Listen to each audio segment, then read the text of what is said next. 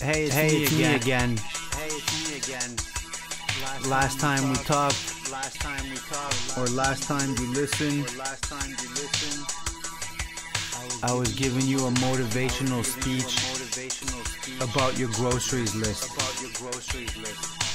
I also gave you a motivational speech about how you're being lazy and not getting to the gym. Well, today's speech is about neither of those two things.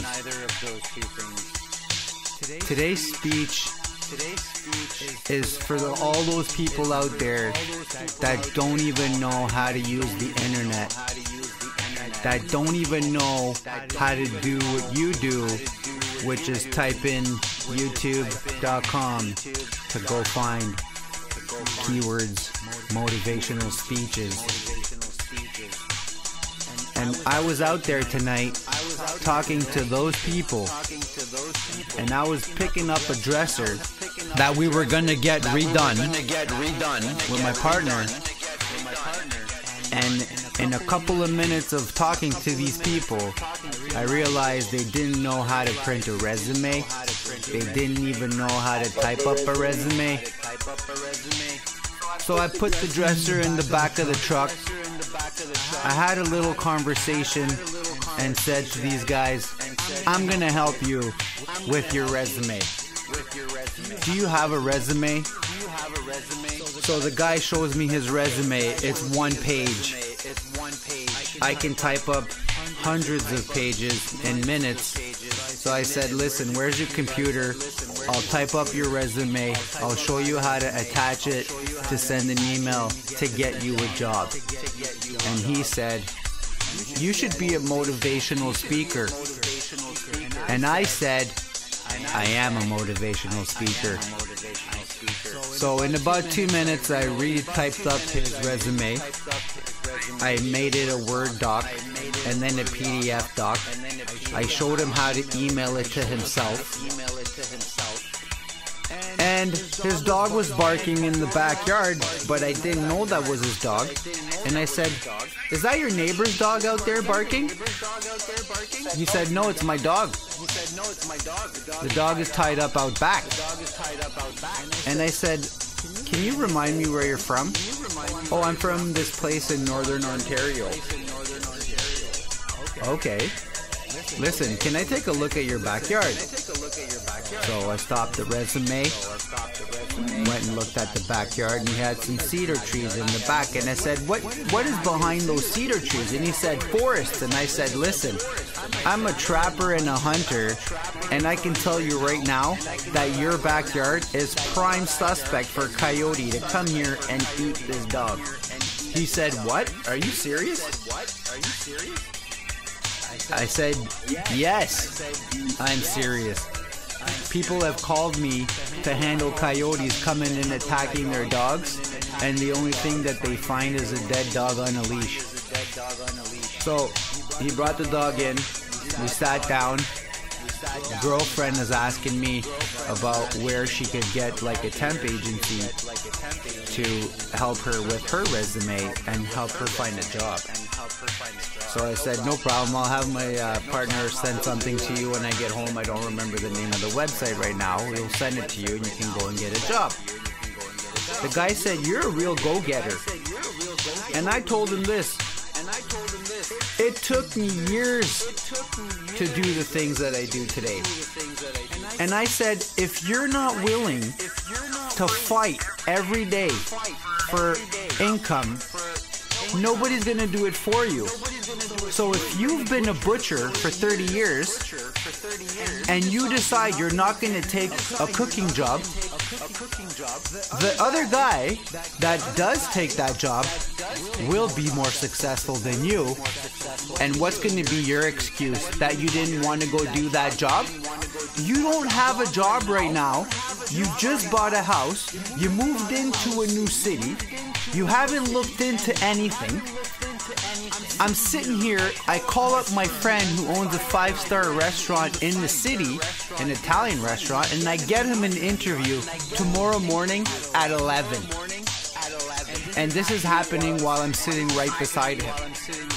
So in less than 10 minutes, I rewrote his resume, I uploaded it to his computer, I found him a job. My friend on the phone said, yeah, I need a butcher and I need a guy that can cook, and gave him the interview. Tomorrow morning at 11, the restaurant opens at noon. You could be working tomorrow at 11 after you take the tour. But this guy said, don't do that. I don't want to go there tomorrow, but I definitely want to go eat at that restaurant. What's the whole point of this story? What's the motivational aspect of this story? Is that I'm hot and I hit with the iron when it's hot. I'm not only the hot iron, I'm the pressure, I'm the cooker, I'm the meat. I'm over here while most of you people are sleeping right now, okay? I've already worked the full day. I've already done my workout. I've already ate my 5 healthy meals. I went out after I finished work, once the kids came back home, to go and make more money. It's 11:30 at night right now, and I'm over here talking to you through this microphone, and I'm gonna upload it on YouTube to teach you what? That you don't need to be angry to be successful. Life is not what they tell you it is in these motivational speeches that you're hearing from like these famous actors that had success, and they sound angry. You just need to be ready and to be hot and to be the meat and to go after things daily. You don't give up. That's one thing that I do agree with the motivational speech community. Not to give up. That's what this whole thing is about. Not giving up. I'm here at the age of 44 years old, still pounding and pushing and punching and kicking and moving and lifting. And you know what? Where's my competition? I don't have any. They don't exist. The same independent music artists that got the grants from Much Music 20 years ago are nowhere to be seen, nowhere to be heard, nowhere to be found. When they didn't give me the grant money for making those music videos when I was in my early 20s, I was pissed off. But you know what I didn't do? I didn't stop doing what I loved. And what I love doing is making music on my spare time. So if you're a music artist out there right now and you're just starting and you only wrote 2 lines on a piece of paper, guess what? You got a lot of writing to do. You got a lot of phone calls you gotta make. You're gonna have a lot of rejections that you have to deal with. You're not gonna get the live show. You're not gonna be on the radio. The radio station won't even pick up the phone to listen to you. Now, if you're not a music artist and you're listening to this speech and you're wondering, why am I still here after 180 bars of Joe talking? You're here because you know that if you're listening to what I'm telling you, that you can turn your life around and you can be successful at whatever it is that you put your mind to. But not if you quit. Not if you put a gross burger in your mouth when you have broccoli in the fridge. You're not going to be like the butcher who's worked for 30 years, can't write his own resume, can't upload it on it by himself, doesn't even know how to work a computer. He's 55 years old, wouldn't be able to find this speech on YouTube even if I gave him the link, because he's not doing the things that he needs to do to survive in the days that we're living in right now, in this year that we magically called 2023. It's going to be 2024. You might be still listening to this speech when it's 2028. At the end of the day, one thing that is certain is I'm going to be more successful tomorrow morning the minute I wake up. Because I did a lot of things for the last 30 years, every single day, that has been compounding like a brick on a house that's building a mansion and is going to get me everything that I want. And if I don't get it, my kids will get it. My partner will get it. But I'm not living every day thinking I'm gonna die tomorrow. Those days are gone. I'm still doing today what I was doing 30 years ago, that I did when I was 10, that I did when I was 15, that I did when I was 20, and when I was 30, and now that I'm 45, and it's not gonna stop when I'm in my 50s, 60s, 70s, 80s, 90s. And I can hit that magic number and live to 100. And if I don't, guess what? I have condensed more days of hard work in my life just this past week than a butcher has done in 30 years. And I'm not going to sit here and tear this guy down, but that resume is not good enough. It doesn't tell me what you actually know how to do. And here's the conversation that I had with this guy, is what's on this piece of paper doesn't tell me who you are. And if you show up to an interview and the guy is willing to give you a job and you just bought a house and you don't have a job and you don't take the first job that is offered to you, when you move into a new city, you're failing from the beginning. Okay? That's the reality. I used to go through times where I didn't even know what to write on a piece of paper to have an idea for a poem or a song. Months, weeks, years went by, and I had no idea, and I'm like, oh my God, what kind of an artist am I if I can't think of these things? But you know what happens? Life happens. You get inspired.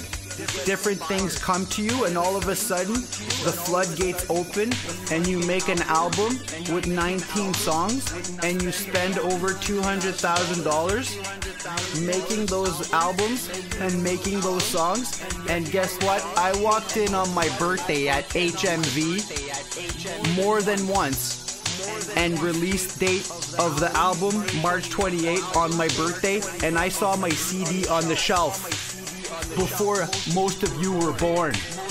Most of you don't even know what a CD is if I showed it to you.